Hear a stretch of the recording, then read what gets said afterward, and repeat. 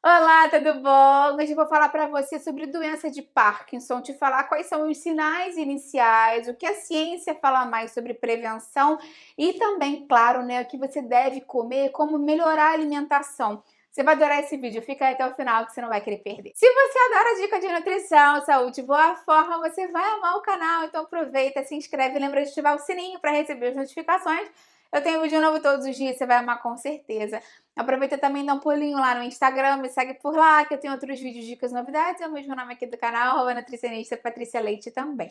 Se você gosta desses vídeos, eu falo mais sobre questões neurológicas e a relação com a alimentação, já deixa sua curtida. E se você quer saber mais sobre Parkinson, outras questões específicas, deixa sua curtida, que eu venho aqui e faço mais vídeos assim para você. Vamos começar a falar mais então sobre a doença de Parkinson, ou Parkinson mesmo, como as pessoas falam normalmente. Ela é uma das doenças neurológicas mais conhecidas e mais faladas no dia a dia, né? Das mais comuns, digamos assim, mais conhecidas.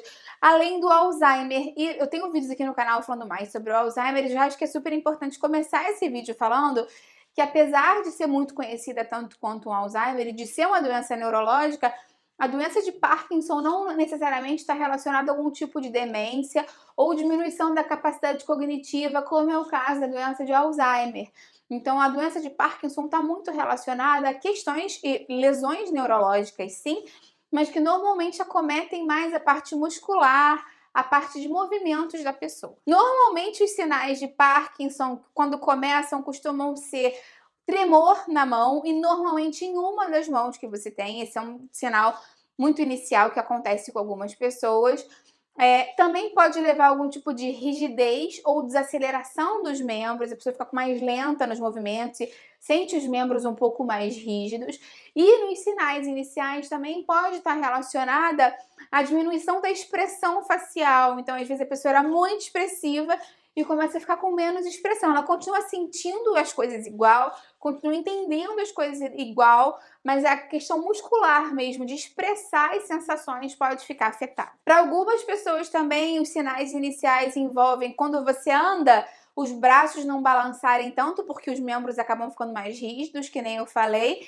E para algumas pessoas a fala pode ficar mais lenta, mais arrastada, por uma questão de articulação dos sons e da parte muscular também da boca. Essa questão dos sintomas de Parkinson, obviamente, podem variar de pessoa para pessoa, eu vou falar mais deles também, e isso pode ir aumentando de gravidade com o passar do tempo. Então, normalmente, o que acontece é que há uma progressão da doença, em que os sintomas começam mais suaves e vão aumentando, ficando piores com o passar do tempo.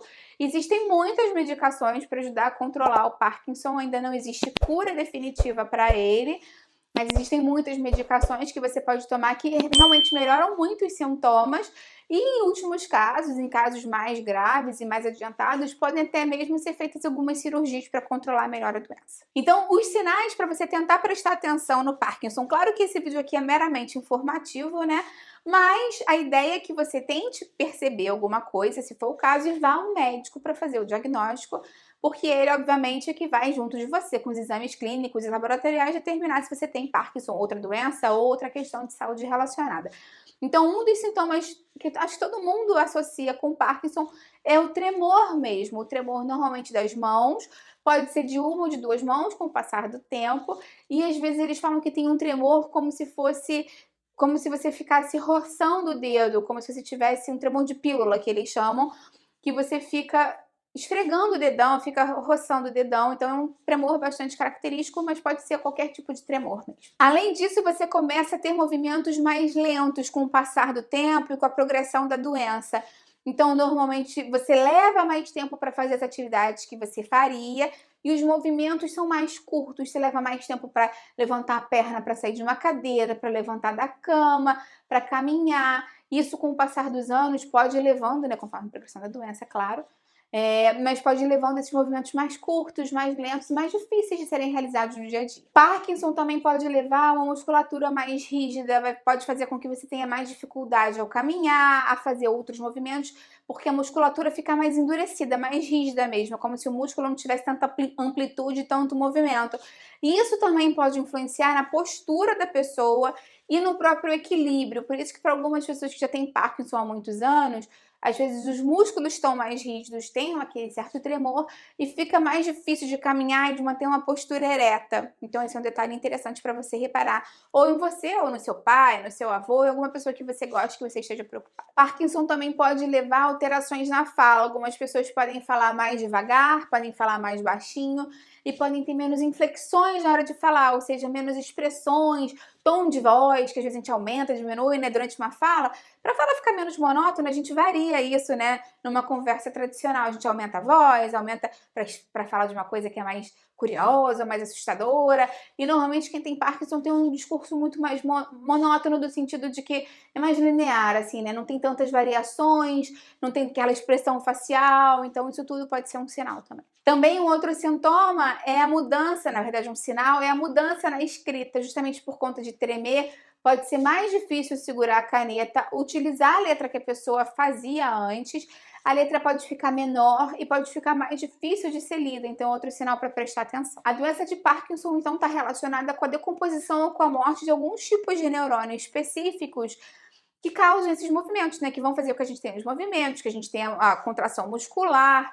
Então, ela está relacionada especificamente com esse tipo de neurônio que a gente tem no nosso cérebro, esses tipos de neurônio, né? Claro que são estruturas muito diferenciadas. E muitas pessoas, na verdade, querem saber o que vai causar essa morte desse tipo de neurônio em pessoas, porque tem pessoas que são muito velhinhas e realmente não têm Parkinson, e tem pessoas mais jovens que desenvolvem essa doença. Teve até aquele ator Michael J. Fox, do De Volta para o Futuro, aquele filme super famoso, que teve Parkinson muito jovem e já vive há muitos anos com a doença.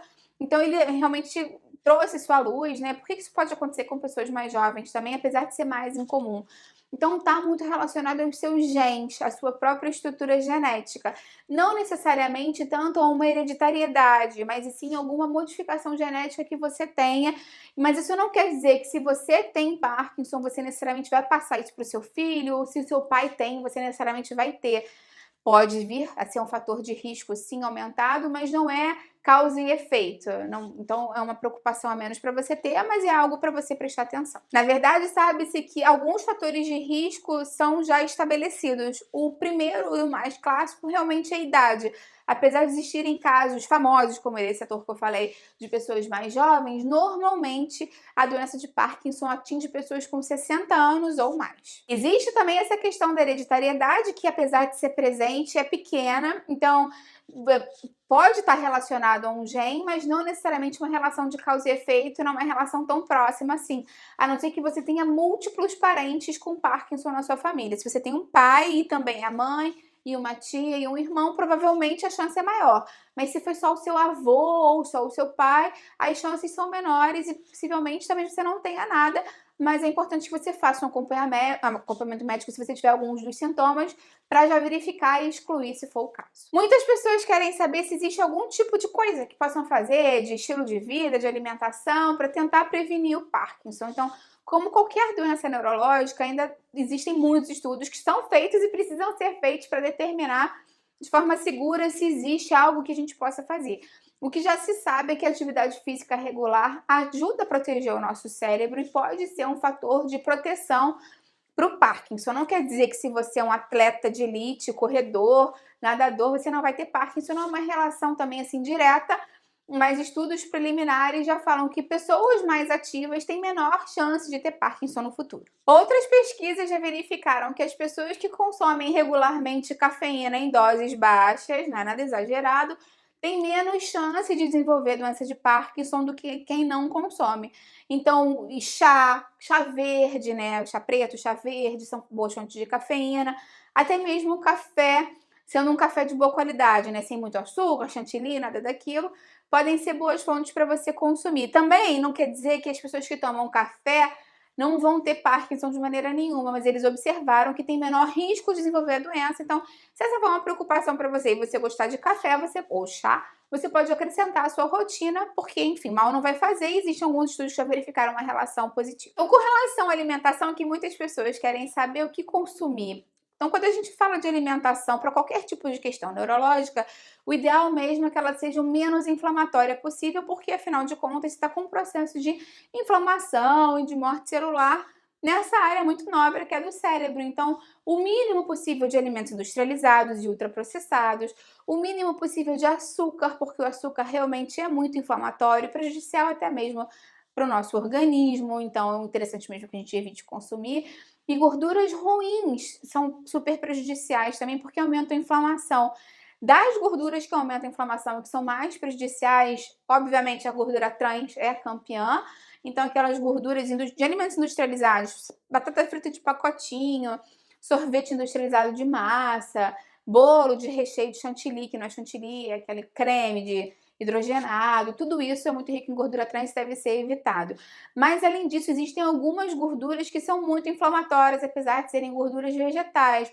Eu tenho um vídeo aqui no canal falando quais são os melhores e piores óleos para cozinhar, justamente os óleos mais inflamatórios, e vou deixar aqui embaixo na descrição para você. Por outro lado, quando a gente pensa em cérebro, a gente sempre pensa em boas fontes de gorduras saudáveis, porque o nosso cérebro é basicamente gordura. As pessoas às vezes acham que não tem muita gordura no nosso cérebro, mas o componente de maior quantidade justamente é gordura. Então, o tipo de gordura que você consome vai estar muito relacionado ao bom funcionamento do seu cérebro e até mesmo no impulso nervoso, né, transferido pela bainha de mielina, de neurônio para eles saltarem. Então, o tipo de gordura que você consome vai favorecer esse bom funcionamento cerebral. Em termos de boas gorduras que você pode consumir, com certeza a gente sempre lembra do azeite, das gorduras monoinsaturadas, a gente sempre lembra da chia, da linhaça, que são precursoras do ômega 3, e principalmente se você conseguir consumir mais fontes de ômega 3 no dia a dia de forma regular. Então, peixe, gordo de água profunda, salmão, atum, arenque, são boas opções para você consumir. Ou então os precursores, como eu falei, a chia, linhaças, nozes, são ótimas fontes.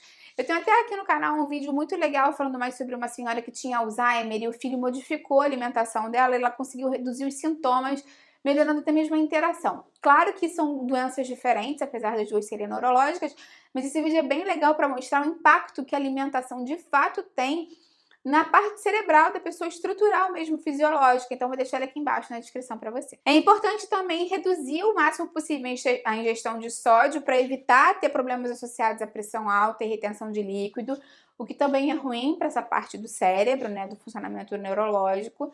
E é importante também que a pessoa equilibre a comida com a atividade física, que ela tente manter um peso saudável, justamente também para diminuir a inflamação do corpo, enfim, né, para evitar doenças cardiovasculares, para evitar problemas de placa de ateroma, porque se a pessoa já está muito acima do peso, tem muitas placas de gordura, de ateroma pelo corpo, isso prejudica a circulação para o cérebro, piora ainda mais essa parte neurológica. Então, manter um peso saudável e controlar sempre os níveis de colesterol e triglicerídeos do sangue também são super importantes. É importante falar que para algumas pessoas que vivem com Parkinson, essa parte de mastigação e deglutição pode ser complicada. Então, dependendo do grau da doença que a pessoa tenha, da progressão, talvez seja mais difícil mastigar, até mesmo engolir água pode ser difícil para algumas pessoas, podendo até mesmo broncoaspirar.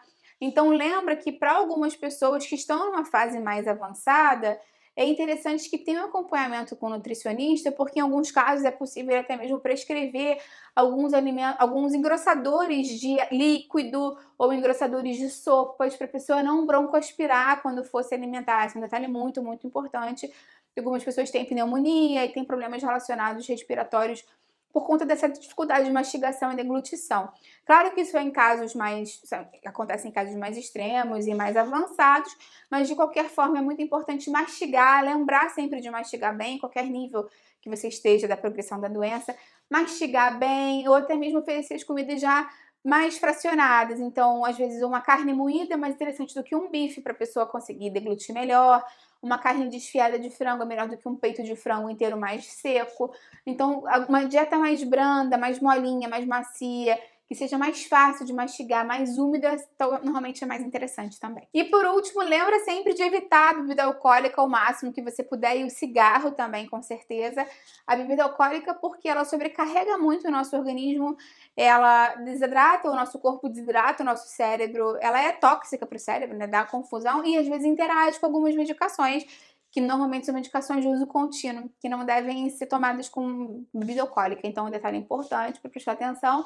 E o cigarro, com certeza, também é uma péssima, se você conseguir parar de fumar, se você por acaso fuma, é muito importante porque o cigarro atrapalha a circulação, prejudica o fluxo sanguíneo, a oxigenação do cérebro. Então, a gente normalmente pensa muito no cigarro para o pulmão, mas ele causa problemas em todo o nosso corpo e também na parte cerebral neurológica. Então, parar de fumar pode ser uma boa opção. Eu vou deixar aqui embaixo um vídeo com algumas dicas também de como parar de fumar sem engordar, que eu acho que pode ser interessante também para te ajudar. Me conta aqui embaixo, então, se você conhece alguém que vive com Parkinson, se você vive com Parkinson, como é sua rotina no dia a dia, se você tem alguma alimentação especial. Eu vou adorar ver o seu comentário. Dá a curtida no vídeo, que isso me ajuda muito, e compartilha, porque vai gostar com quem precisa. Vamos juntos ampliar essa corrente do bem, que é isso que eu quero aqui com o canal. Até a próxima, tchau, tchau!